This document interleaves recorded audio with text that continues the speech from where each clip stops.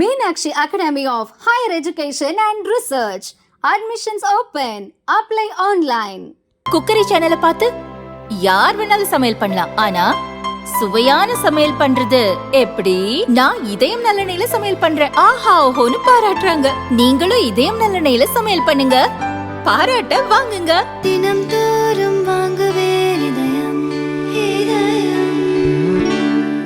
மறைந்த முன்னாள் முதல்வர் கருணாநிதியின் நூற்றாண்டு நினைவை ஒட்டி அவரது உருவம் பொறித்த 100 ரூபாய் நாணய வெளியீட்டு விழா சென்னையில் கடந்த 18ஆம் தேதி நடந்தது.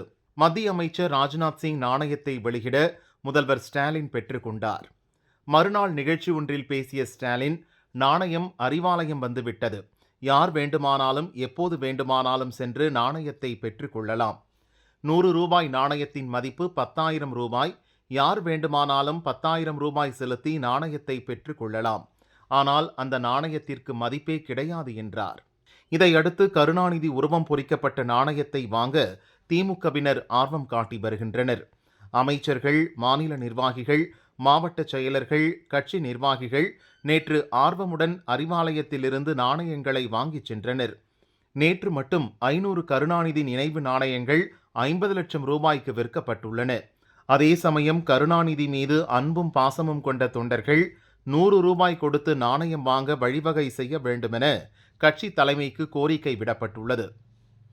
திமுக கூட்டணி கட்சி தலைவர்களான செல்வ பெருந்தகை, வைகோ, காதர் மொய்தீன், ஈஸ்வரன் போன்றவர்களுக்கு முதல்வர் ஸ்டாலின் சார்பில் அமைப்புச் செயலர் RS பாரதி நேற்று நாணயத்தை வழங்கினார். இதற்கு கட்டணம் எதுவும் வாங்கவில்லை. திருமாவளவன், பாலகிருஷ்ணன், முத்தரசன் போன்றவர்கள் வெளியூரில் இருந்ததால் அவர்களுக்கு அடுத்தடுத்த நாட்களில் நாணயம் வழங்கப்பட உள்ளது.